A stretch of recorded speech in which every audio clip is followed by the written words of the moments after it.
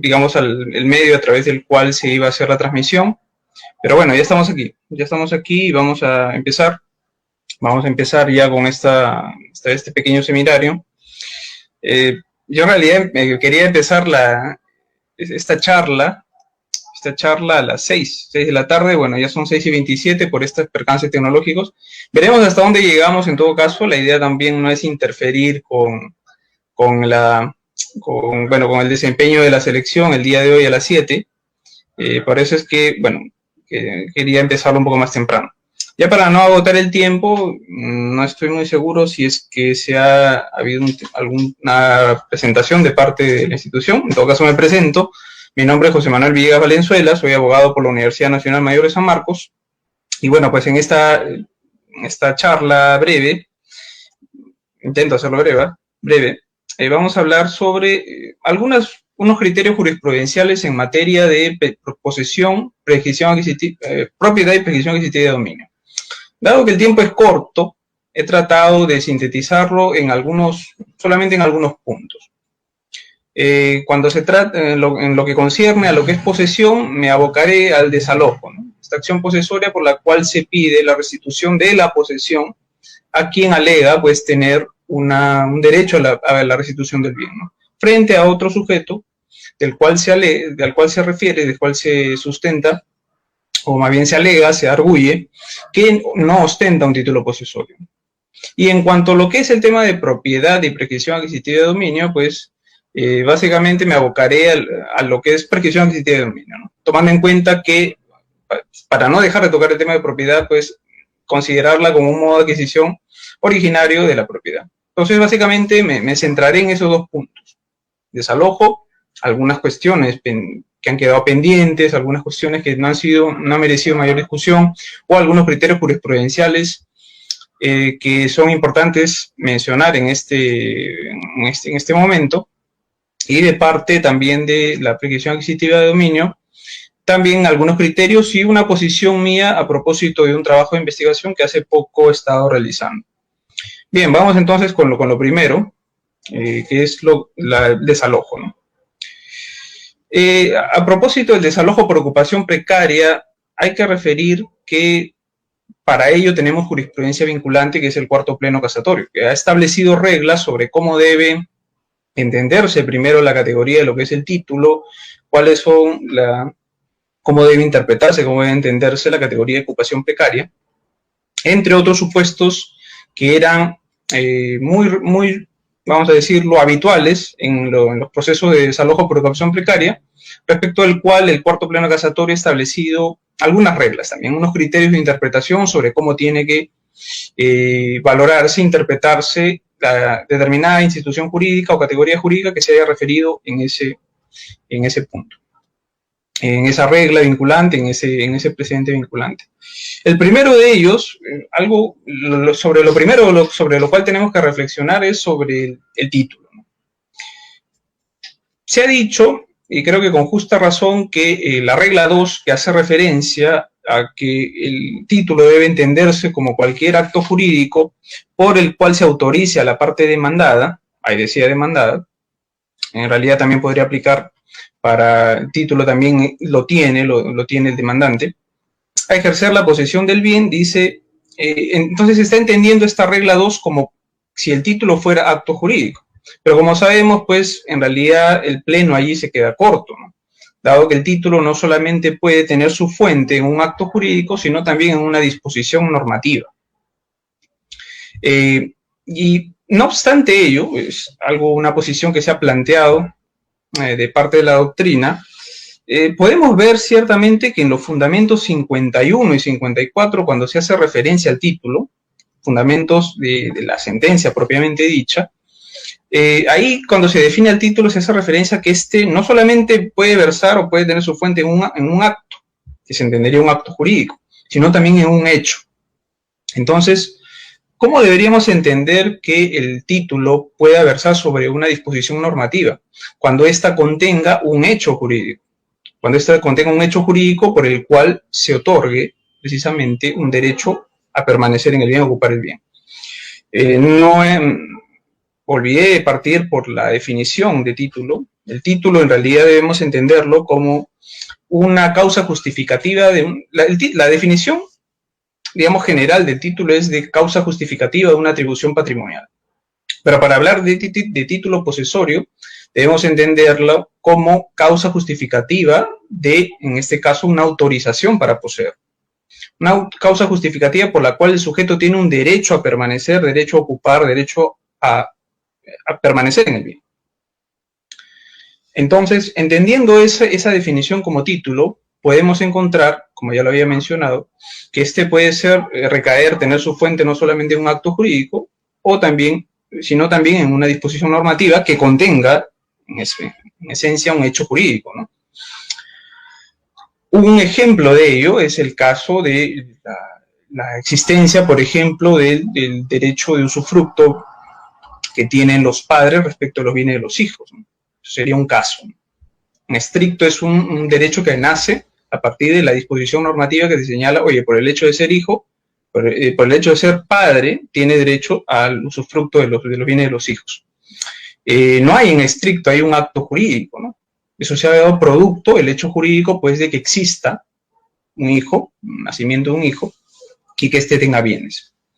De la misma manera, un caso frecuente en la jurisprudencia es el del caso del heredero preterido, ¿no?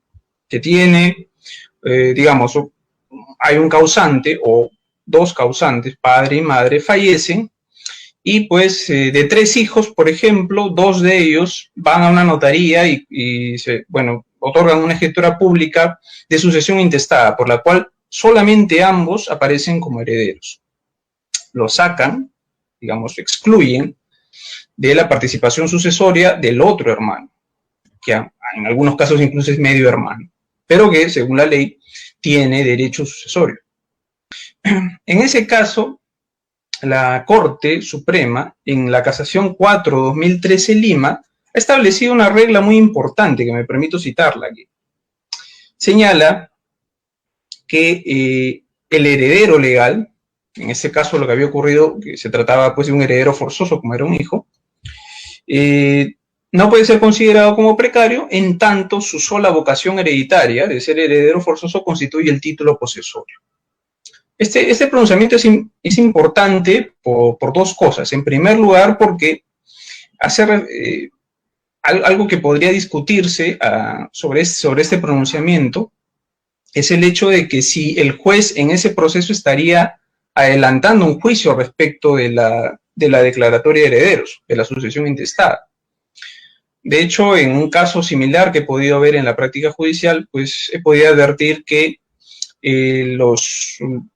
un argumento de parte de los demandantes era precisamente ello, ¿no? Señor juez, pero si usted lo está considerando a él que tiene un título posesorio por el solo hecho de ser heredero forzoso, está adelantando un juicio sobre un eventual proceso de declaratoria de herederos, un eventual proceso de petición de herencia y declaratoria de herederos.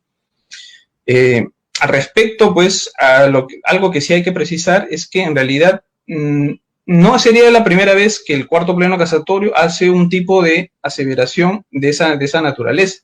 Si nosotros vemos en la regla referida a la prescripción adquisitiva, que señala que cuando el demandado tiene o alega haber prescrito, estoy hablando, ser prescribiente, es decir, haber prescrito el bien, es decir, haber ejercido su capión y haber adquirido la propiedad por prescripción adquisitiva de dominio. En esos casos, el juez puede analizar si es que de los medios probatorios que él ha presentado, existe lo que se denomina un título suficiente.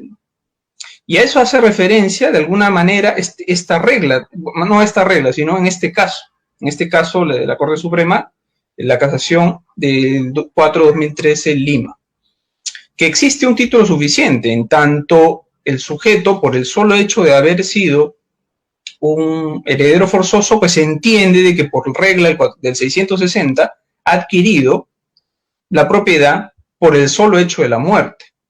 La muerte del causante da lugar a que el 660 del Código Civil señala que se transfieran los bienes, los derechos y las obligaciones. En este caso se habría transmitido el derecho de propiedad. El juez en este caso no se está pronunciando entonces sobre, lo está adelantando un juicio porque no le correspondería, sobre el eventual proceso que se puede iniciar de petición de herencia o de declaratoria de herederos, que podría venir acumulado a ese proceso. Sino en realidad lo que está señalando es de que de los medios probatorios que ha presentado, existe esta categoría, se ha presentado esta categoría de título suficiente. ¿En qué consiste básicamente este título suficiente?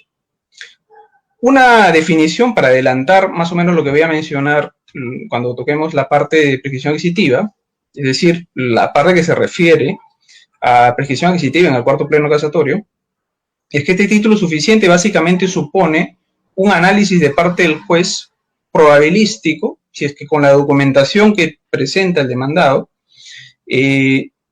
existe pues una alta probabilidad de que éste salga vencedor, obtenga la tutela de su derecho en el eventual proceso que él inicie, ¿no? En este caso sería de petición de herencia y declaratoria de herederos. Entonces, la primera regla que hay que mencionar es esa, ¿no? Más que una regla, bueno, la regla que se desprende de esta casación 4.013 es esa. Es importante tenerla en cuenta, ¿no? A efectos de tutelar de mejor manera a quienes son herederos forzosos. Otra cuestión que hay que mencionar sobre los títulos es lo concerniente a una posición que ha planteado un sector de la doctrina sobre si en los procesos de desalojo podría discutirse el mejor derecho de posesión. De mi punto de vista, ello no es posible y ahora señalaré las razones. Se ha señalado, pienses en el siguiente, no deberías estar aquí, yo soy el legítimo propietario, a mí me transmitió primero la propiedad, etcétera, etcétera, etcétera, pero, y tú, bueno, has adquirido una propiedad, has adquirido la propiedad de alguien que ya no era dueño. ¿Por qué? Porque a mí me vendió el bien primero. Para estos efectos, recuérdese que el artículo 949 del Código Civil señala que, interpretado ya casi unánimemente por la jurisprudencia, que el solo consenso transmite el derecho de propiedad cuando el acto versa sobre un acto de transferencia de propiedad inmueble. Es decir, para actos jurídicos de transferencia de propiedad inmueble, el solo consenso transmite el derecho. Para esos efectos, entonces, debía tenerse, si vemos esa fotografía, tenemos en cuenta que B, que fue el primer comprador, era propietario, ¿no? El segundo ya no sería propietario en principio, aplicando solamente las reglas 949. No obstante, ahí habría pues que discutir quién de los dos tendría un mejor derecho de propiedad. Les planteaba ese caso porque un sector de la doctrina ha señalado que en los procesos de desalojo podría discutirse un mejor derecho de posesión, que en este caso estaría sustentado en el mejor derecho de propiedad, en el proceso de desalojo. Yo sostengo que no es posible ello, no me parece posible que se pueda discutir ello, un proceso de desalojo, pese a que ya el noveno pleno casatorio de alguna forma nos ha dicho que los procesos sumarísimos son procesos plenarios, aunque rápidos, con etapas procesales un poco más cortas, una limitación para la etapa probatoria, pero que al fin y al cabo son plenarios. Pese a esa digamos, posición que ha adoptado el noveno pleno casatorio sobre los procesos sumarísimos, creo que en este caso, de alguna forma, admitir la posibilidad de discutir mejor derecho de posesión en un proceso de desalojo por ocupación precaria, en realidad, además de desnaturalizar el proceso, que en realidad, pues, por las limitaciones probatorias solamente debería determinar si es que solo debería terminar el proceso analizando si es que el demandado ostenta un título posesorio o no. Si ostenta, ahí debería declararse solamente infundada la demanda. Entrar a discutir desnaturalizaría ya la finalidad de ese proceso. Pero más que por la misma naturaleza jurídica de ese proceso de desalojo, las mismas reglas del proceso sumarísimo, desde mi punto de vista, pues harían dificultosa la posibilidad de dilucidar si realmente existe un mejor derecho de propiedad o de posesión de parte de uno de ellos de parte del demandante o del demandado. ¿Por qué? Porque como ya ha venido diciendo la doctrina que sigo, sobre el proceso para las reglas que se van a aplicar para el proceso de desalojo para las reglas que se aplican para discutir a quién tiene que preferirse en el derecho, tanto en los procesos de mejor derecho de propiedad como en el proceso de mejor derecho de posesión, tiene que ser previo. El presupuesto para que se apliquen las reglas es que ambos hayan actuado de buena fe. Entonces, un aspecto que podría discutirse a efectos de determinar una prevalencia de parte de uno de ellos en un mejor derecho es la buena fe. En realidad, en el proceso tendría que determinarse por su categoría antitética, ¿no? Que es la mala fe. El proceso tendría que probarse que existe una mala fe de parte de uno a efecto de decir, oye, juez declara prevalente mi derecho frente al otro. En ese sentido, creo que, dado que eso se tendría que discutir la existencia de mala fe de parte del demandante o del demandado, ello es una cuestión que es bastante difícil realizarla en un proceso sumarísimo, como el proceso de desalojo por ocupación precaria, dado que en este tipo de procesos, pues, los medios probatorios que se admiten son solamente los medios probatorios de actuación inmediata, ¿no? Básicamente prueba documental. Y probar la mala fe no necesariamente puede realizarse a través de prueba documental. Podría eventualmente necesitarse, por ejemplo, declaratoria de testigos.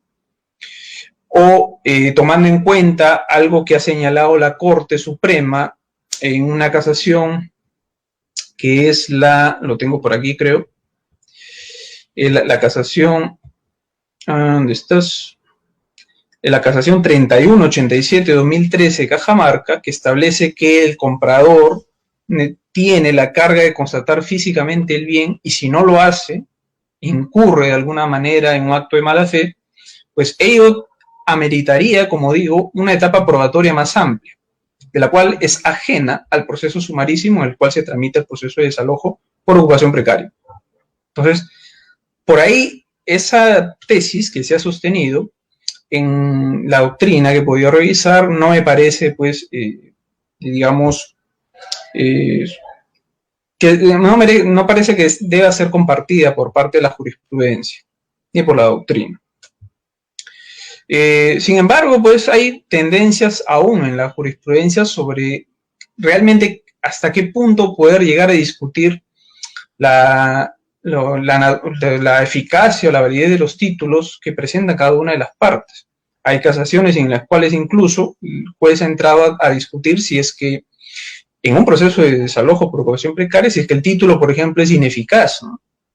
Ineficaz por otra causal, por ejemplo, por falta de representación, ¿no? Ese tipo de cuestión. O entrar a discutir, incluso ha habido uno que otro pronunciamiento en el cual ligeramente se ha querido hacer un análisis sobre si existe un mejor derecho de posesión de uno o de otra parte. Creo, por las razones que ya expuse, que esa posición no debería ser compartida. Bien. Sobre la legitimación activa, es decir, ¿quién puede plantear el desalojo por ocupación precaria? La regla 4 ha hecho bien en establecer que quien puede hacerlo no solamente es el propietario, que duda cabe, sino también el administrador y, en general, todo aquel que considere tener un derecho a pedir la restitución del predio. Sobre esta regla, alguna vez llegó un caso en la corte donde yo trabajo, que era bastante interesante, ¿no? Versaba sobre lo siguiente: era un demandante, el demandante que era un comprador que había celebrado un contrato que tenía un pacto particular, que era la cláusula de reserva de dominio. ¿Qué supone la cláusula de reserva de dominio? Que el comprador no adquiere directamente el derecho de propiedad, sino que ese derecho de propiedad, la transferencia del derecho de propiedad, está supeditado al pago de la totalidad del precio o de una parte de él. Entonces, ustedes saben que por regla, si es que no se incorpora esa cláusula En un contrato de compraventa ya hemos referido que por el 949 el defecto traslativo se habría producido de manera directa. Sin embargo, al haberse incorporado esa cláusula, lo que se hace es que se supedite la transferencia de propiedad, es decir, no se produzca la transferencia de propiedad hasta que acaezca este hecho. ¿Cuál es? Que se pague o la totalidad del precio o una parte del precio, dependiendo de lo que haya impactado las partes. Bien, entonces, en ese contexto es que aparecía este caso. Había un demandante, insisto, con un comprador con cláusula de reserva de dominio, y este pues había adquirido, no había adquirido todavía la propiedad del bien, ojo. Sin embargo, pese a ello, pese a que tenía ese contrato, lo transmitía, demandó, pese a que no era propietario, demandó contra un sujeto pues que se había metido en el bien, ¿no? Era un invasor. Este invasor ciertamente no tenía nada, él lo sabía. De hecho, eso era palpable desde que empezaba a presentar tantos escritos dilatorios como pudieran. Y como sabía este demandado que no tenía nada, no tenía ningún título que justifique su posesión allí, lo que hizo pues es atacar el título del demandado, ver si el demandante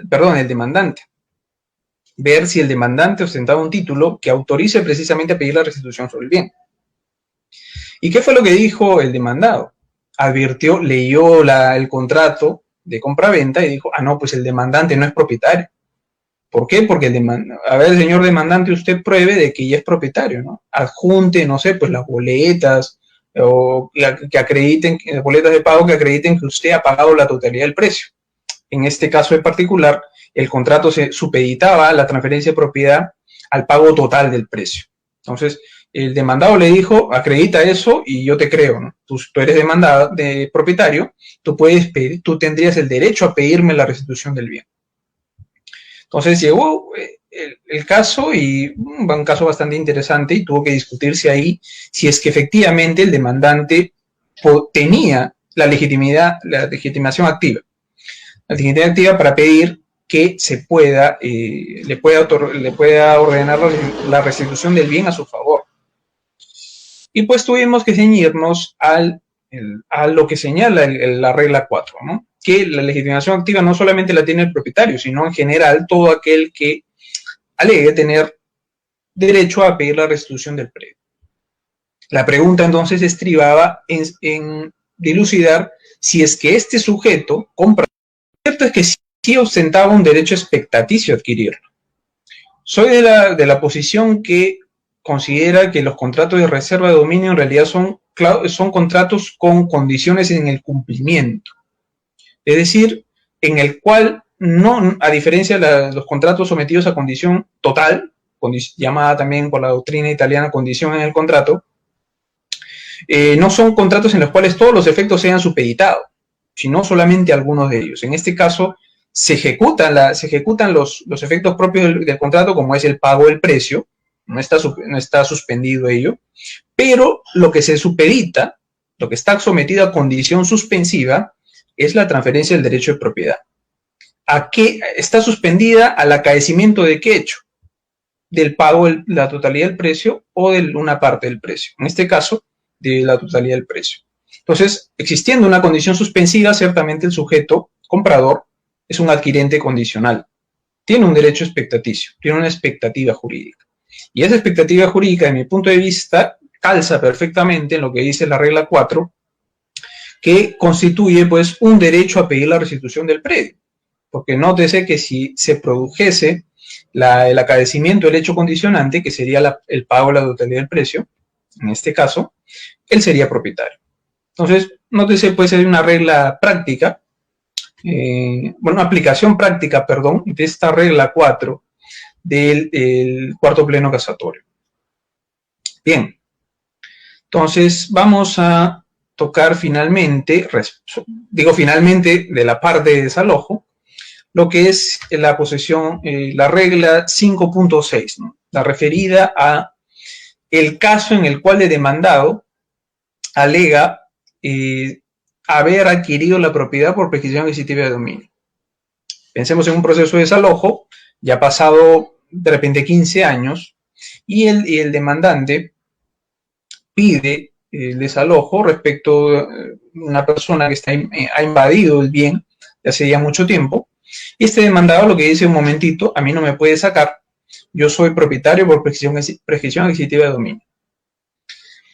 Sobre este punto, la regla 5.6 del cuarto pleno casatorio ha señalado lo siguiente, ¿no? Me voy a permitir leerla. Primero, que la mera alegación del hecho de la mera alegación de haber adquirido la propiedad por prescripción adquisitiva de dominio no constituye, no enerva, no desvirtúa la posesión, no desvirtúa, perdón, la pretensión del demandante, en este caso, de desalojo por ocupación precaria, sino que es necesario que el demandado presente medios probatorios, en este caso documentales, porque se trata de un proceso sumarísimo, medios probatorios que generen convicción en el juez, convicción suficiente en el juez, de ostentar lo que se llama un título suficiente. Eso hace referencia el 5.6 leído con el fundamento 63. Algo que es importante señalar es que el fundamento 63 es la ratio decidendi, me estoy refiriendo a cuarto pleno casatorio. El fundamento 63, en numeral 6 en romanos, es la ratio decidendi de la regla 5.6. Y si nosotros leemos esa regla, nos podremos dar cuenta, como ya lo mencioné, que allí se señala que, o sea, la mera alegación del demandado de haber adquirido la propiedad por prescripción adquisitiva de dominio no es suficiente. ¿Qué es necesario para que finalmente se declare infundada la demanda? Que presente documentos. En realidad, en la práctica tienes que presentar bastantes documentos como para que generes convicción suficiente en el juez que habrías adquirido la propiedad por prescripción adquisitiva de dominio, y de esta manera sustentar el título suficiente. ¿Qué es lo que quiero decir? Que cuando el fundamento 63 señala de que el demandado debe acreditar tener un título suficiente, en realidad este título suficiente, como ya lo había adelantado, supone que para el juez exista una alta probabilidad de que el demandado habría ganado la propiedad por prescripción adquisitiva de dominio. Tomando en cuenta que la prescripción adquisitiva de dominio, si es que esto se lleva a proceso, se emitirá una sentencia declarativa, es decir, una sentencia que declare o reconozca ya una situación preexistente, algo que ya se produjo. Ciertamente, este proceso, este eventual proceso que se inicie, va a seguir su curso normalmente. Lo que se ha dicho en el 5.6 es que no hay un adelantamiento de una posición, o el juez no podría pronunciarse sobre la prescripción adquisitiva de dominio, en este caso de desalojo. Sin embargo, si el demandado presenta amplia documentación que acredite de que muy probablemente habría adquirido la propiedad por prescripción adquisitiva de dominio, al punto que eso genere convicción suficiente en el juez, ello será considerado, según el fundamento 63, como un título suficiente. Esta categoría de título suficiente aparece aquí en el 5.6, en el fundamento 63, perdón. Sin embargo, en el cuarto pleno no hay un desarrollo, digamos, vamos a decirlo, más pormenorizado, más, digamos, detallado sobre qué significa, ¿no? Se deduce entonces de que este título suficiente se sustenta en digamos, en una amplia probabilidad. No quiero entrar al término de verosimilitud para no confundir con las medidas cautelares, pero es una amplia probabilidad de que el derecho obtenido por el solo transcurso del tiempo se habría adquirido. Ese es en cuanto a la regla 5.6, como dije, referido a la prescripción adquisitiva de dominio. Digamos, a la alegación del demandado de haber adquirido la propiedad por prescripción adquisitiva de dominio en el proceso de desalojo. Entonces, nótese ello, ¿no? Lo primero que se puede desprender de esta regla 5.6 son, en primer lugar, que el juez no va a emitir un pronunciamiento y en ese caso no va a haber una sentencia con calidad de cosa juzgada que se haya pronunciado sobre el usucapión. ¿Por qué? Porque el juez no emite un pronunciamiento sobre ello. Y en segundo lugar, se está considerando, como corresponde a la prescripción adquisitiva, como un proceso declarativo, al proceso judicial de prescripción adquisitiva como un proceso declarativo. Ahora bien, otra regla que aparece en el mismo 5.6 es el caso de qué ocurre si es que el demandado, que es el usucapiente, finalmente obtiene ya una sentencia. Lo que señala la segunda parte, más bien la última parte del 5.6, es que de declararse fundada la demanda de desalojo por ocupación precaria, en nada afecta lo que se vaya a decidir en el proceso de usucapión. Puesto que el usucapiente, dice, tendrá expedito su derecho para solicitar la inejecución del mandato de desalojo, en esencia, la inejecución del lanzamiento, o en todo caso, dice, para pedir la devolución del inmueble. Pueden en ese caso realizar esos dos actos, o pedir la inejecución del lanzamiento o pedir la devolución del inmueble. Pero si uno advierte, el 5.6 no señala qué calidad tendría que tener esa sentencia obtenida en el proceso de desalojo. Para ello hay que remitirnos al fundamento 63. En el fundamento 63, tengo que mirar aquí, no, en el fundamento 63 se señala de que esta sentencia debe ser una sentencia con calidad de firme. No lo dice expresamente así, pero en el fundamento 63, en la última parte, se señala de que de ampararse, es decir, la pretensión, el proceso de prescripción adquisitiva de dominio, mediante resolución definitiva, dice, el usucapiente tendrá expedito su derecho para hacer esos dos actos que ya expuse antes. Ese término resolución definitiva debe entenderse como sentencia firme, según la doctrina que sigue. Entonces, ese es un aspecto que hay que tener en cuenta. No solamente se trata de no podría ser en todo caso una sentencia solamente que se ha declarado fundada la demanda en primera instancia, es decir, que no tiene la calidad de firme, sino es necesario que ya haya obtenido la firmeza y en consecuencia la calidad de cosa juzgada. Sobre esto, también un caso que pude ver en la práctica judicial fue lo siguiente, ¿no? ¿Qué ocurre si es que una situación similar se presentara en un proceso de reivindicación? Les explico un poco. Se trataba en realidad el proceso iniciaba, el proceso que se pudo conocer aquí, fue un proceso de prescripción adquisitiva de dominio. El juez había advertido de que el demandante había obtenido todos los medios probatorios que sustentaban su posesión continua, pública, pacífica como propietario por el plazo establecido por ley, que en la mayoría de los casos son 10 años, por la prescripción extraordinaria, inmuebles.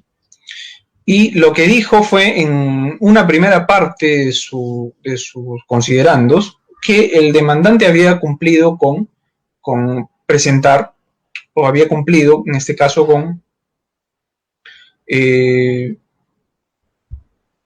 probar, acreditar la posesión, como dije, en esas calidades, continua, pública, pacífica como propietario.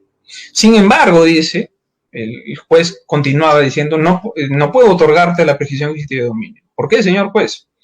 Porque existe un proceso de reivindicación que tiene la calidad de cosa juzgada en el cual ya te están ordenando la devolución del bien.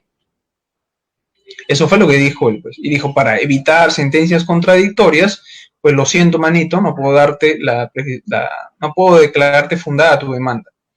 Pese a que has cumplido ya con todos los requisitos que señala el 950. Entonces, ahí pues había un problema, ¿no? El juez, por un lado, le dice, sí has cumplido todos los requisitos, pero no puedo otorgarte la propiedad por esta razón. Porque ya existe un proceso con calidad de cosa juzgada de reivindicación en el cual te están ya ordenando la restitución. Ya está en ejecución. Al respecto, pues, cuando, se tuvo la oportunidad de analizar, ciertamente me parecía razonable lo que finalmente resuelve la sala, declarar nula la sentencia, porque lo que había ocurrido es que el mismo juez estaba inaplicando lo que señala el cuarto pleno casatorio.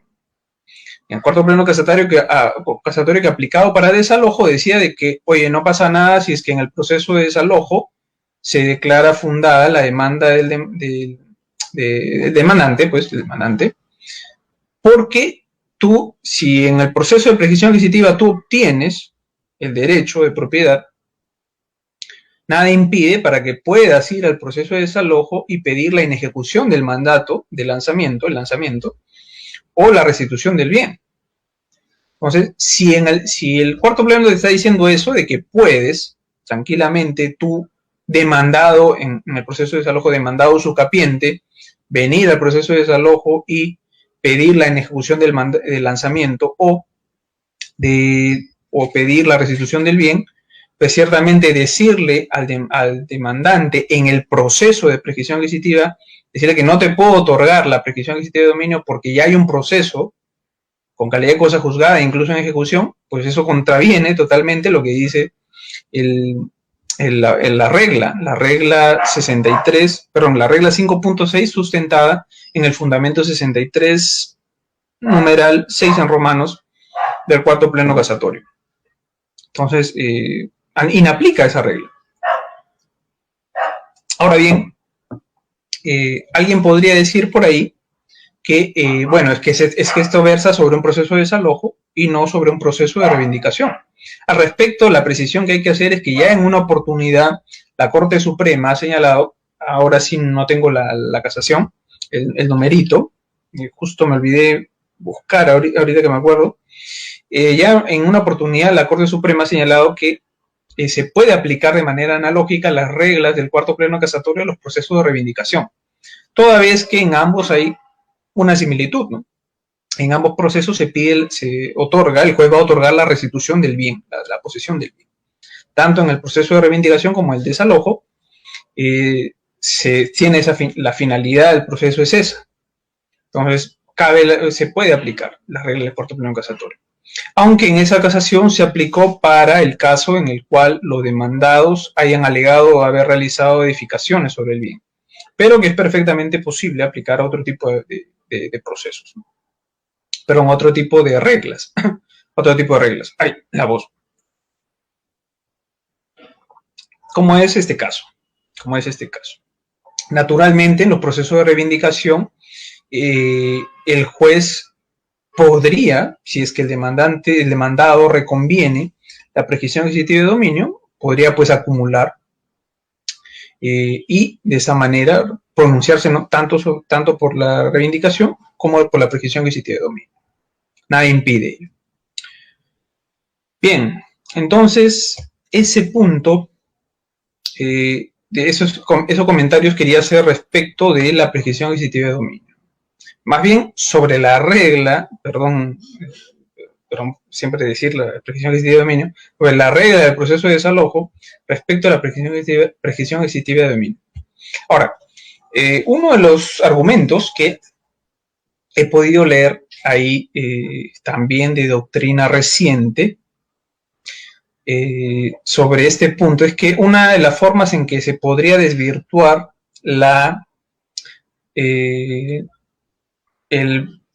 digamos, el derecho de propiedad adquirido por usucapión de parte del demandado es acreditar que se haya cursado cartas notariales o se haya iniciado antes un proceso de desalojo, de reivindicación.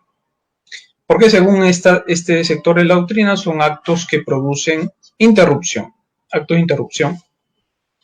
interrupción de la posesión del usucapión que da lugar a que no se produzca, se corte el plazo prescriptorio. Sobre esto, pues, entonces quiero aprovechar esta conexión que hay en esta regla con la prescripción adquisitiva de dominio para decir algunas cosillas sobre el proceso judicial de prescripción adquisitiva de dominio. Más o menos se tiene la idea ya sobre cómo versa esto. La ley habilita que por el solo transcurso del tiempo, habiendo ejercido posesión continua, pública, pacífica como propietario respecto de un bien, un sujeto adquiera la propiedad. De ahí que se considere como un proceso un modo de adquisición originaria de la propiedad, a diferencia de los modos de adquisición derivativa. Es decir, el sujeto adquiere sin que su derecho derive de la esfera jurídica de otro sujeto, como ocurre, por ejemplo, en la compraventa, ¿no? Si yo soy propietario es porque mi derecho se deriva del derecho que tenía mi vendedor. En este caso no se deriva de nadie. Por el solo transcurso del tiempo, por el solo efecto de la ley originariamente me otorga el derecho de propiedad. Entonces creo que se tiene más o menos ideas sobre cómo funciona, cómo versa el proceso de prescripción adquisitiva de dominio. Como les comenté, básicamente por el solo transcurso del tiempo. De ahí que el proceso que se pronuncie sobre ello, declarando fundada la demanda, es solamente un proceso declarativo. La sentencia reconoce, declara una situación jurídica preexistente, algo que ya se produjo. Voy a agrandar, creo que mi imagen para que no parezca muy... A ver, ¿cómo hago esto? Me veo muy chiquito y por eso es que... A ver, intentar agrandar. No, pensé que se podía. Bueno. ¿Ahora que se puede? No sé. Ya bueno, para no perder el tiempo. Entonces, esa es la idea que se tiene, ¿no? Ya sabemos que las calidades, los requisitos que debe revestir la posesión son de ser continua, pública, pacífica y como propietario, ejercido con ánimos domini. Sobre la posesión, bueno, hay dos tipos de posesión: extraordinaria, también llamada larga, o prescripción ordinaria, también llamada corta, que para los inmuebles es de 5 años, 10, en el caso de la prescripción extraordinaria, y 5 años en el caso de la prescripción ordinaria. Y en el caso de los muebles es de 4, 2, respectivamente. Me voy a limitar básicamente a los bienes inmuebles, que son en la mayoría de los casos los que habitualmente se presentan en este tipo de procesos. Sobre los requisitos de la posesión, en primer lugar se señala que la posesión tiene que ser continua. Y esa posesión continua tiene que ser, supone que aquella se ejerza sin intermitencia, sin solución de continuidad, que en todo momento, esto en todo momento entre comillas, ahorita voy a explicar por qué, el sujeto ejerza la posesión sobre el bien.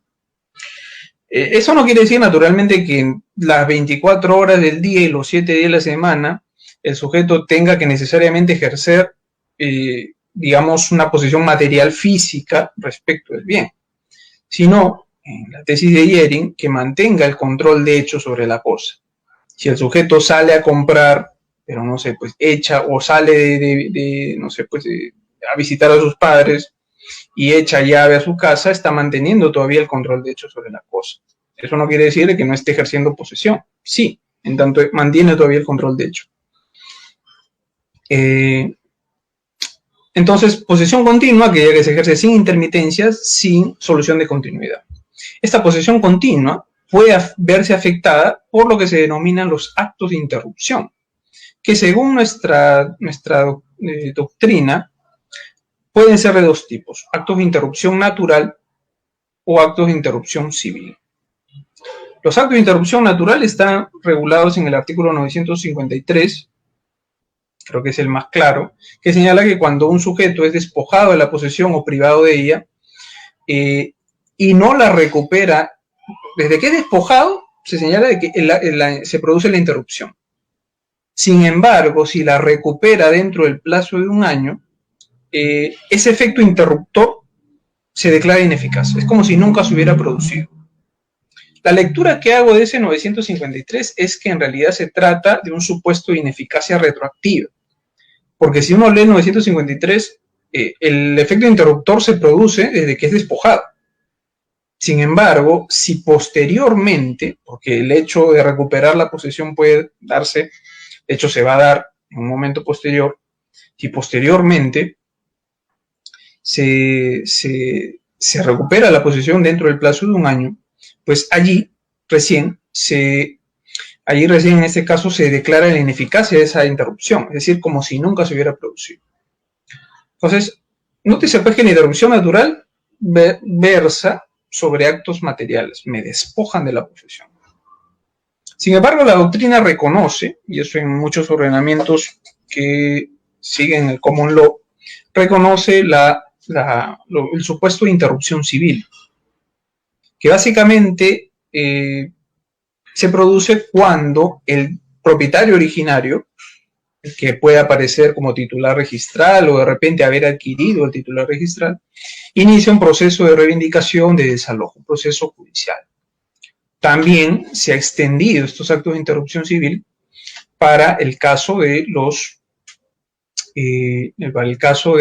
la remisión de cartas notariales. Cuando el propietario originario le dice, oye, invasor, retírate de mi bien.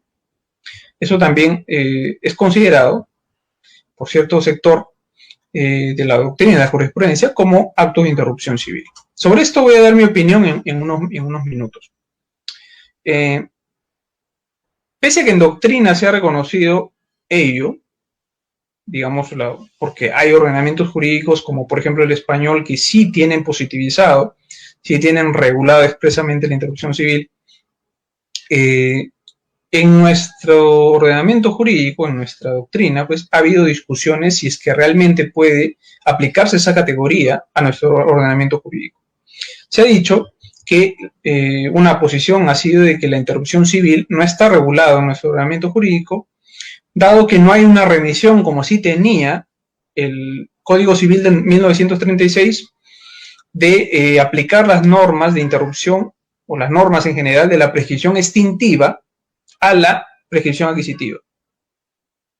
Al no haber esa remisión, nuestro Código Civil, se ha dicho en una primera tesis, nuestro Código Civil solamente reconoce la interrupción natural, es decir, cuando eres despojado, privado de la posesión y no la recuperas en el plazo de un año. ¿Qué genera eso? De que si estabas, por ejemplo, poseyendo por 8 años, te despojaron de la posesión y no recuperaste en el plazo de un año, o si habiendo iniciado una demanda de interrecto a recobrar básicamente, no te restituyen, eso da lugar a que tus 8 años que estuviste poseyendo se corten, tengas que empezar desde cero. Entonces, esa es la única causal de interrupción, de la interrupción natural, según este sector de la doctrina, que estaría reconocido en nuestro ordenamiento jurídico. Sin embargo, yo sí considero, siguiendo a otro sector, que sí es posible aplicar analógicamente las causales de interrupción de la prescripción extintiva reguladas en el artículo 1996. Ya abordaré en unos minutos sobre ese punto. Otro requisito que se señala en el segundo pleno casatorio, es que la posesión sea pacífica. Y si uno lee el segundo pleno casatorio, aquí se señala que esta se dará cuando el poder de hecho no se mantenga por la fuerza. Leído a contrario, la categoría antitética de la posesión pacífica es la posesión violenta. Tendríamos que concluir que hay posesión violenta cuando el poder de hecho sobre la cosa se mantiene por la fuerza. Pese a la claridad de este fundamento, es el fundamento 44 del segundo pleno casatorio, la jurisprudencia ha venido a considerar que también puede presentarse supuestos no solamente de violencia física, que afectarían la usucapión, afectarían la posesión, sino también supuestos de violencia moral. Supuestos de violencia moral. Ciertamente esta posición es factible de hacerse, tomando en cuenta que el fundamento 44 que ha señalado lo que les he dicho, la definición de posesión pacífica, no es la ratio decidendi del segundo pleno casatorio, y por tanto no es vinculante. Ese fundamento 44 del segundo pleno casatorio no es vinculante. De ahí que abre la puerta a que los jueces puedan interpretarlo de una manera distinta como se ha planteado en el fundamento 44. Una de esas interpretaciones distintas precisamente es considerar no solamente a la violencia física como el supuesto de vulneración a la pacificidad, como supuesto de posesión violenta. Como ya les he leído, aquí se señala que la posesión pacífica es cuando el poder de hecho sobre la cosa no se mantiene por la fuerza. Debido al contrario, cuando sí se mantiene por la fuerza hay posesión violenta. Sin embargo, como decía, hay un sector de la jurisprudencia que ha considerado que también puede darse los casos de violencia moral. Sin embargo, de las sentencias casatorias que he podido revisar, en estricto no hay una definición sobre lo que ellos consideran violencia moral. Simplemente dice que la posesión violenta puede ser por violencia física o violencia moral. ¿Y qué debe entenderse entonces por violencia moral? Si dado que no hay una definición, primero en nuestro Código Civil, para la usucapión, estamos hablando, sobre lo que debe entenderse por violencia moral, y la jurisprudencia tampoco ha dado una definición sobre ello, creo que es conveniente remitirnos a una categoría muy cercana a este concepto, que es la violencia moral, pero que aparece en los vicios de la voluntad, ¿no? Para la celebración de los actos jurídicos. Ahí tenemos a la vis absoluta, la violencia física, y la vis compulsiva, que es la intimidación. Entonces, si uno revisa la doctrina, doctrina autorizada que desarrolla la categoría de violencia moral aplicado para los vicios de la voluntad, considera precisamente la intimidación como la violencia moral. Si llevamos esto al plano de la usucapión, tendremos que concluir que cuando habría violencia moral para violencia moral respecto de la posesión, es decir, una posesión violenta con violencia moral. Desde mi punto de vista, cuando hay intimidación, amenaza, pero de recuperar por la fuerza el bien. Creo que esa sería la interpretación que debería darse sobre esta categoría de violencia moral que ha aparecido en la jurisprudencia. De que sea intimidación, amenaza de recuperar por la fuerza el bien, mediante actos materiales, ¿no? No sé, de repente algún tipo de perturbación posesoria previa, que de alguna forma, pues, ya le ponga en conocimiento el usucapiente de que el propietario originario quiere sacarlo por la fuerza. Esa interpretación, desde mi punto de vista, debería hacerse sobre la violencia moral. Sin embargo, pareciera que la jurisprudencia ha interpretado en múltiples casaciones como violencia moral también los casos en los cuales se inicia procesos judiciales, e incluso cuando se remite cartas notariales de parte del propietario originario hacia el usucapiente. Desde mi punto de vista, ello no es correcto, por la razón que ya expuse, ¿no? La violencia moral debe ser entendida como una intimidación, amenaza, pero recuperar por la fuerza. Nótese también que, tomando en cuenta que la posesión es un hecho jurídico, hablar de violencia, de posesión-violencia, en realidad debe estar referida al plano de los hechos, no al plano de los derechos. Cuando un sujeto inicia un proceso judicial, en realidad un proceso judicial de reivindicación y desalojo, sobre lo que hay controversia básicamente es sobre el plano de los derechos. Se discute quién tiene derecho y quién no tiene derecho. No hay en estricto una discusión sobre el plano de los hechos, si es que uno se da cuenta. De ahí que creo que el hablar de posesión violenta, porque esa es la categoría antitética de la posesión pacífica, aplicado para procesos judiciales, creo que no resiste el término.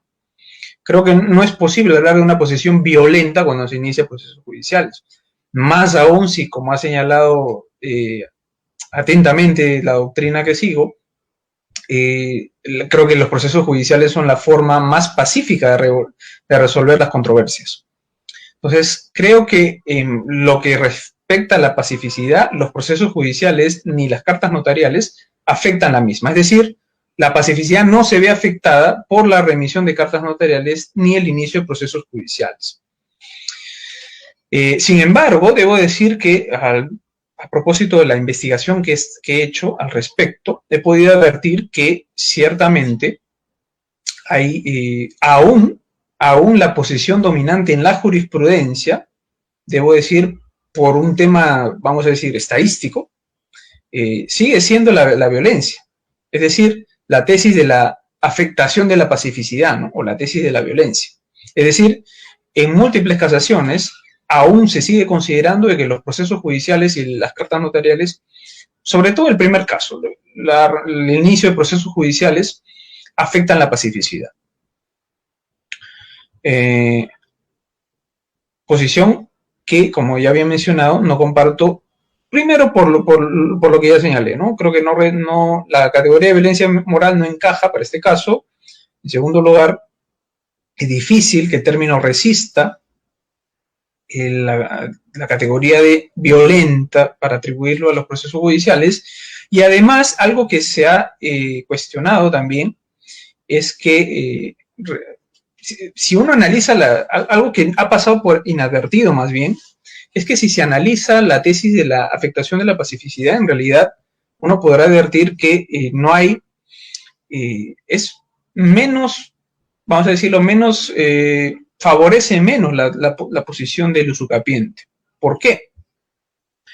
Porque si seguimos con la tesis de la afectación de la pacificidad, la tesis de que los procesos judiciales son una posesión violenta, dan lugar a la violencia en la posesión, ¿qué pasaría, por ejemplo, sin la reivindicación o el desalojo que ha iniciado el propietario originario es declarada infundada, ¿no? Es declarada infundada.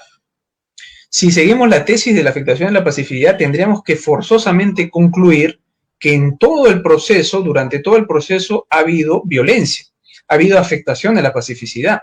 Porque si sostenemos de que la afectación de la pacificidad solamente basta que exista controversia judicial, tendremos que decir, bueno, desde que se presentó la demanda hasta que se emitió la sentencia, aunque haya sido declarada infundada, ha habido controversia.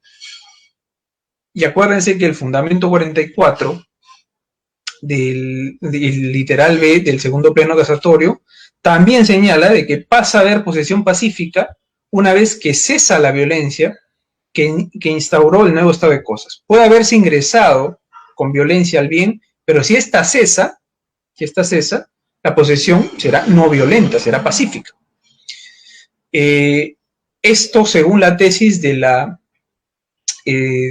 afectación de la pacificidad en los procesos judiciales, no podría aplicarse, porque tendría que concluirse, como dije, que necesariamente durante todo el proceso hubo posesión violenta, porque durante todo el proceso hubo controversia, nunca cesó la violencia. Otro problema que tiene la tesis de la pacificidad es de que no podría explicar cómo es que se produce qué efectos tiene, por ejemplo, la remisión de una carta notarial, ¿no? Actos extrajudiciales. Actos extrajudiciales como la revisión de una carta notarial en la cual el propietario originario le pide la restitución del bien. Hablando rápido, ¿no? Voy a participar en la batalla de los gallos, junto a Jace, a Necros y a J. Me salí del tema. En esos casos decía que no se permite explicar la tesis de la afectación de la pacificidad. ¿Por qué? Porque ¿qué ocurriría, por ejemplo, si el propietario originario remite una carta notarial en el momento en el cual el usucapiente llevaba 3 años?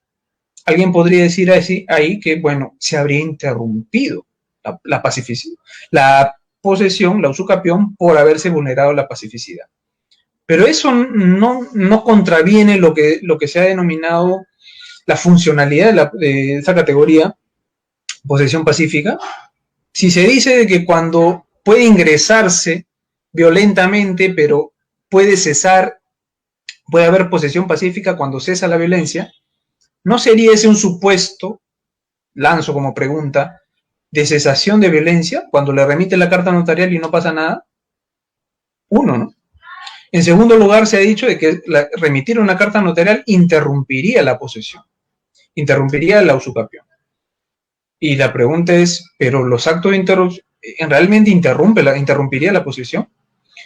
La interrupción en realidad es un acto que afecta la continuidad, que es otro requisito que se exige para la posesión, no la pacificidad.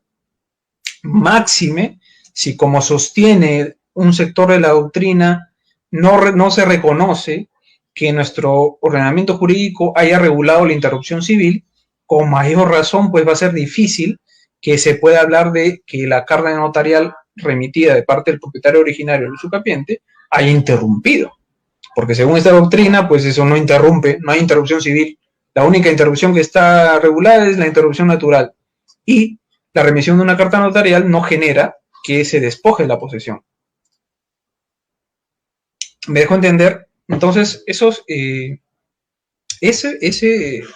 problemas pues, tiene esta tesis de la falta de pacificidad. Entonces,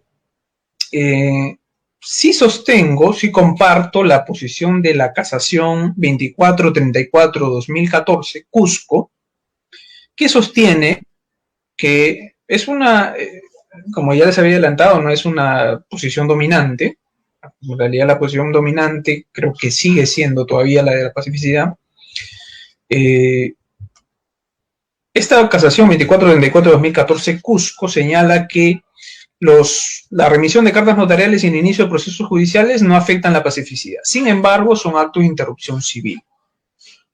Sobre esta posición, yo considero que la comparto, pero en parte. Es decir, sí estoy de acuerdo con que los procesos judiciales, aunque hay que hacer una precisión ahí, sí estoy de acuerdo con que los procesos judiciales interrumpan civilmente la posesión, pero no estoy de acuerdo con que las cartas notariales tengan ese mismo efecto, es decir, de actos interruptores. Las razones las expondré a continuación. Se ha dicho de que en nuestro ordenamiento jurídico no está regulada la interrupción civil.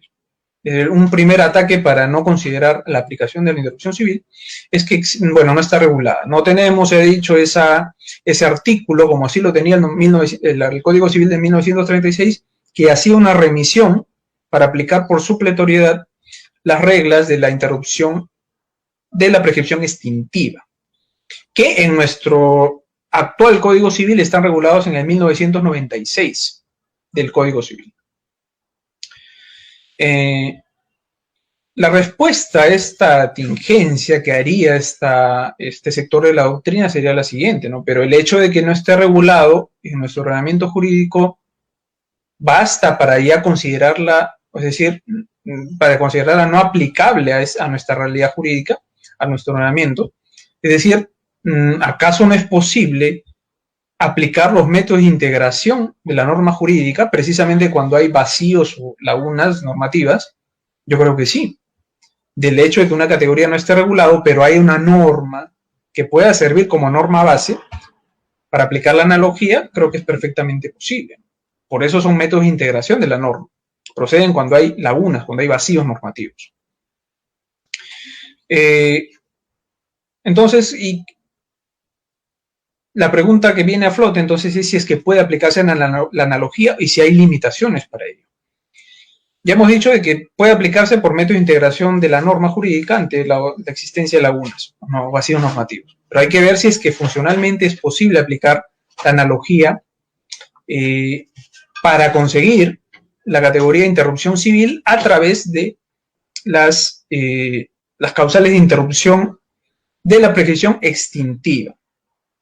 Debe recordarse que la analogía es un procedimiento por el que, este procedimiento analógico es un procedimiento por el cual se le asigna la consecuencia jurídica de una norma a un supuesto normativo, a un hecho que se parece al supuesto normativo de la norma base. Digamos, en términos lógicos, podría, graficarse esto de la siguiente manera, ¿no?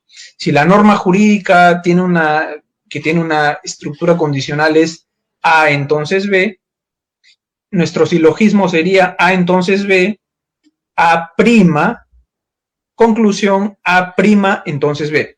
Es decir, a este hecho que es similar, ese es el presupuesto de que sea similar, estamos asignando las consecuencias jurídicas de la norma base. La norma base es A entonces B. El supuesto parecido, semejante, es A'. Entonces, ¿qué se está haciendo con el procedimiento analógico? Asignarle esa consecuencia, B, al supuesto que es parecido. ¿Parecido a cuál? Al supuesto normativo de la norma base. Habría que ver entonces si es que la prescripción adquisitiva y la prescripción extintiva tienen elementos comunes por los cuales se pueda concluir de que son semejantes.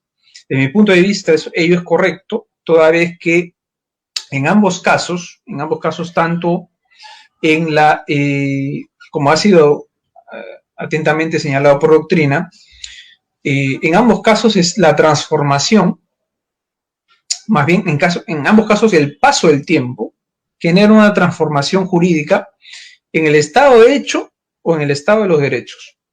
En el caso del estado de hecho, la sola posesión da lugar a que el sujeto adquiera un derecho de propiedad en la prescripción adquisitiva, por el solo paso del tiempo, por el solo transcurso del tiempo. En el caso de la prescripción extintiva, el solo transcurso del tiempo da lugar más bien que en el plano de los derechos, un sujeto pierda no el derecho, ahí habría que hacer una corrección a este sector de la doctrina, no al derecho, sino más bien a la facultad o al derecho de exigir, al exigir judicialmente su tutela, ¿no?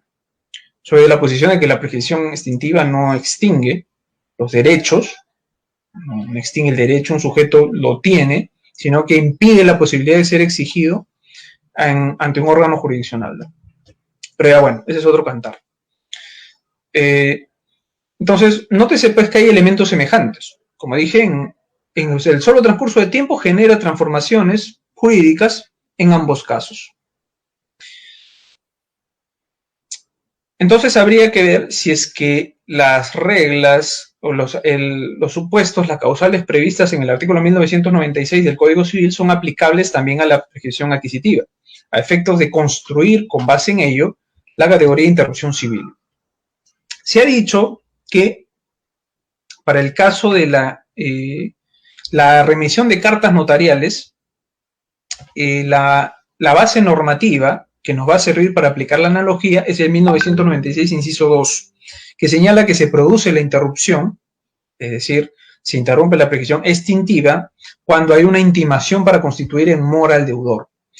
Con base en esa norma se ha dicho, bueno, esto aplicado a la prescripción adquisitiva supone el hecho que se presenta cuando el propietario originario remite una carta notarial exigiéndole al usucapiente que devuelva, restituya la posesión del bien. Esa entonces sería, para este sector de la doctrina, la base normativa. El hecho habría que buscar, en ese caso, si es que existen hechos semejantes, si es que esa intimación en mora, que aparece en el 1996, inciso 2, es perfectamente, o es semejante al requerimiento que hace el propietario originario respecto del usucapiente. La conclusión a la que llegamos es que eso no es así. No hay semejanza, tomando en cuenta que en ambos casos no hay una relación jurídica. Perdón, en el caso de la prescripción adquisitiva, pensemos nomás en la prescripción extraordinaria, no hay una relación jurídica que sí aparece en el 1996, inciso 2, cuando la norma señala que el efecto interruptor se produce con la intimación en mora al deudor. Desde ya se presupone que hay una relación jurídica entre ambos. Hay un acreedor y hay un deudor. Hay una relación jurídica obligatoria en las reglas del 1996, inciso 2. Sin embargo, si vemos, pensemos nomás en la prescripción extraordinaria, en la que no hay relación alguna entre el usucapiente y el propietario originario, ¿no? No es que las partes se han puesto de acuerdo para que uno adquiera la propiedad, eso ya sería una adquisición a título derivativo. Entonces, creo que en ese caso no es posible aplicar la analogía. Entonces, ese sería un primer argumento. Dado que no existe semejanza entre el hecho y el supuesto normativo de la norma base, no es posible aplicar analogía. Pero hay otra razón por la cual creo que no es posible calificar de actos de interrupción civil a la remisión de las cartas notariales. Y es lo señalado, y es el fundamento por el cual se llega a esta conclusión es la siguiente, ¿no? Tomando en cuenta la posición sostenida por la Corte di Cassazione en Italia que ha hecho un desarrollo en el recurso número 18095 de 2014, algo que ha desarrollado aquí la Corte Suprema, la que sería la Corte Suprema italiana, la Corte di Cassazione, es la definición que hace sobre los actos interruptores, ¿no? Que señala, voy a traducirlo rápidamente, que no se permite atribuir eficacia interruptora o interruptiva de la posesión, dice, sino a los actos que comporten para el poseedor la pérdida material del poder de hecho sobre la cosa. Es decir, para la Corte di Cassazione, para que un acto sea calificado como acto interruptor, es necesario que éste tenga la idoneidad, tenga la fuerza de generar la privación del poder de hecho sobre la cosa. Con base en esa definición, no cabe duda de que los procesos judiciales, por ejemplo, sí califican como actos interruptores, en tanto tienen la fuerza, aunque potencial, de privar del poder hecho sobre la cosa. En el caso de que se declare fundada la demanda del propietario originario, que duda cabe, ello va a dar lugar a que se ordene el lanzamiento del bien y el sujeto tenga que restituirlo. La pregunta entonces está si, tomando en cuenta esa definición, esas características que debe tener los actos interruptores, ello es aplicable para la remisión de las cartas notariales. La respuesta correcta es la negativa, es decir, no. Una carta notarial no tiene la fuerza de generar la privación del poder de hecho sobre la cosa. Nótese que, como ya lo había mencionado, la interrupción tiene, en este caso de la prescripción adquisitiva de dominio, tiene que estar relacionado con el plano de los hechos jurídicos, el plano material. Entonces, las cartas notariales no tendrían esa fuerza y en consecuencia no podrían calificar como actos interruptores. Concluyendo y recapitulando, entonces, las cartas notariales, la remisión de las cartas notariales no pueden ser considerados como actos de interrupción civil por dos cosas. Primero, porque no es posible aplicar analógicamente el 1996 inciso 2 porque no aparece la semejanza entre el hecho, en este caso el requerimiento de restitución del bien, con el supuesto normativo de la norma base, que es la constitución en mora, al deudor. Y ese es el primer fundamento. Y el segundo fundamento por el cual no se puede calificar como actos de interrupción civil, porque no tienen la fuerza, la idoneidad de privar de la posesión material de la cosa. Descartada la posibilidad de calificar a las remisiones de las cartas notariales como un acto de interrupción civil, pasaremos a ver si es que el inicio de procesos judiciales sí califican como tales.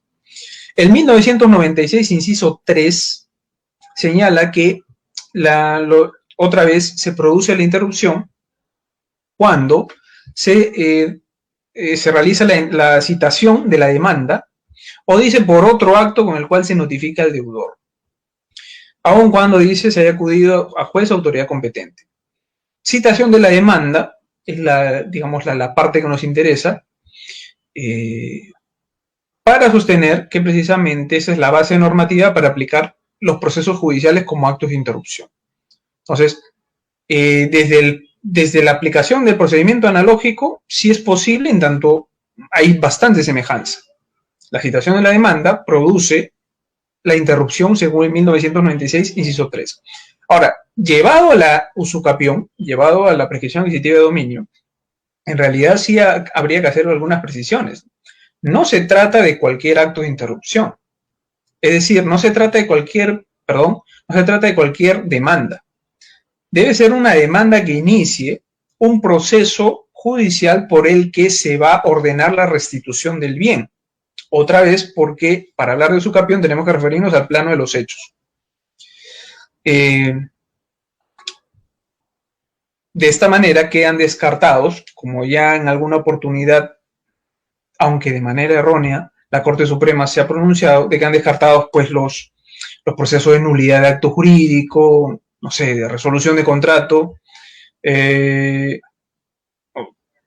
vamos a decir, el caso de la, resolución de contrato, pues en este caso, pues de la prescripción adquisitiva extraordinaria, ciertamente no había vinculación, así que por ahí queda descartado.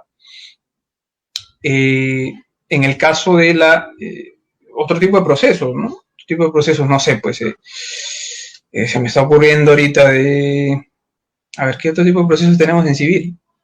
O sea, pues que nulidad de acto jurídico, anulabilidad, que no tengan que ver, a eso voy, con el pedido de restitución de la posesión del bien. Esa sería la primera precisión que hay que hacer, ¿no? Entonces, tiene que estar referido a actos que generen la restitución de la posesión del bien. Y califican como actos de interrupción civil porque, como ya lo había mencionado, genera la privación, aunque potencial, del poder de hecho sobre la cosa, que tiene en este caso el usucapiente. Ahora, habiendo ya señalado de que es posible aplicar primero que ante un vacío normativo se puede aplicar la analogía, además que se puede aplicar el procedimiento analógico aplicando la norma del 1996, inciso 3, para la prescripción adquisitiva de dominio. Algo que también hay que señalar es que aunque se ha discutido que en el caso de los procesos judiciales, estos no generen, o más bien sean más desventajosos para el usucapiente. ¿Por qué? Porque se señala, no, pues si es que se considera solamente a la interrupción civil la sola citación, la notificación, el emplazamiento de la demanda, ello daría lugar a que se presenten demandas de carácter malicioso y de esta manera pues interrumpir el plazo prescriptorio, ¿no? Sin que exista la posibilidad que se pueda revertir ese hecho ante una eventual sentencia que declare infundada la demanda. Es decir, se ha dicho que en el caso de que se considere que los actos de interrupción civil, es decir, que en el caso que se considere que el inicio de procesos judiciales califica como un acto de interrupción civil, esto sería más desventajoso para el demandante, para el usucapiente, perdón, porque daría lugar a que se presenten demandas maliciosas, incluso si es que el demandante no es propietario del bien, no tiene la razón, por el solo hecho de haber emplazado al usucapiente con la demanda y haber interrumpido el plazo. Frente a esa aseveración, y con eso termino, habría que responder a ese sector de la doctrina que en realidad, bueno, ciertamente esta desventaja no solamente aparece con la tesis de la interrupción civil, sino también, como ya lo había especificado antes, si es que se sostiene la tesis de la afectación de la pacificidad. Y en segundo lugar, pese a ello, pese a que no hay una regulación en nuestro Código Civil, ¿qué sucede si es que la demanda del la demanda del propietario originario es declarada infundada? Sí existen reglas, a diferencia de las tesis de la afectación de la pacificidad, sí existen reglas en nuestro Código Civil que cuando menos son algo más ventajosas que la tesis de la afectación de la pacificidad. Si nosotros advertimos el 1997 de nuestro Código Civil señala causales en las cuales queda sin efecto la interrupción. Otra vez, causales de ineficacia retroactiva a la interrupción. El 1997, inciso 1, señala que queda sin efecto la interrupción, estamos hablando de la prescripción extintiva, cuando se prueba que el deudor no fue citado con la demanda o no fue notificado con cualquiera de los actos que aparecen en 1996, inciso 3. El segundo supuesto es cuando el actor se desiste de la demanda. Y aquí deben interpretarse el desistimiento del proceso. No se está refiriendo al desistimiento de la pretensión. Ojo con ello. Y el 1997, inciso 3, cuando el proceso fenece por abandono. Nótese que, al menos, la tesis de la interrupción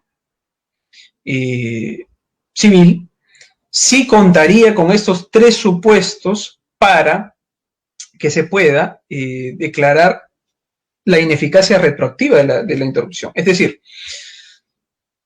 podría suceder que en el caso en que se notifique un proceso de reivindicación o de desalojo, se advierta que el del demandado en ese proceso, que es el usucapiente, no haya sido debidamente notificado con la demanda.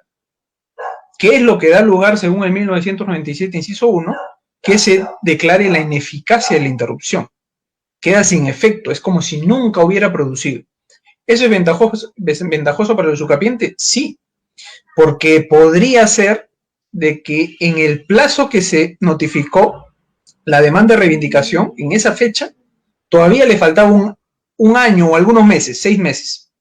Si se declara que esa interrupción nunca se produjo, en virtud del 1997, inciso 7, se levantaría y el sujeto podría contar el plazo que haya transcurrido. ¿Me dejo entender? Entonces, si se vuelve a hacer una nueva notificación y ya esta sí se realiza válidamente con el usucapiente, pues podría suceder que para esa nueva notificación hecha válidamente, según las reglas del Código Procesal Civil, allí el usucapiente ya habría adquirido la propiedad por petición ejecutiva de dominio, porque ya había transcurrido los meses o el año que le faltaba, dependiendo cuánto se haya demorado el Poder Judicial.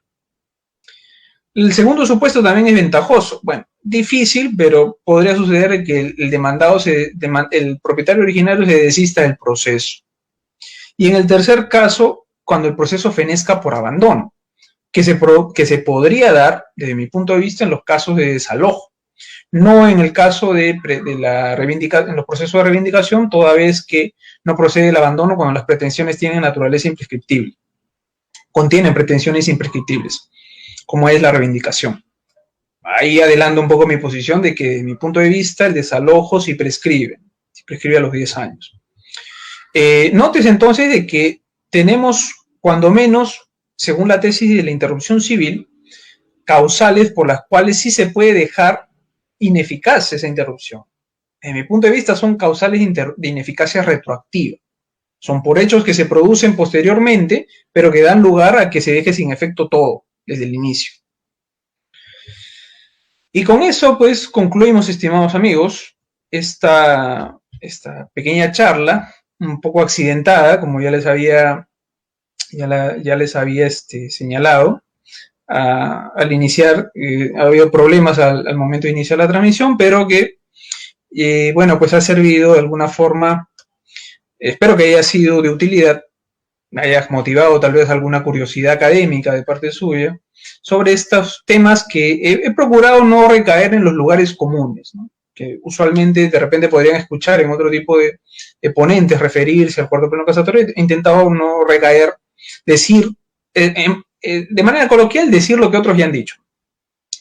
Sobre todo esta tesis de los argumentos que he dado para abonar a considerar el hecho de que los procesos judiciales, y solo los procesos judiciales y no las cartas notariales, son actos que interrumpen civilmente la posición, me parece, desde mi punto de vista, atendible, ¿no? Y por eso les he compartido en esta pequeña charla. Bueno, ya nos hemos pasado, en realidad, ya más del tiempo que había previsto por el tema del partido y todo ello.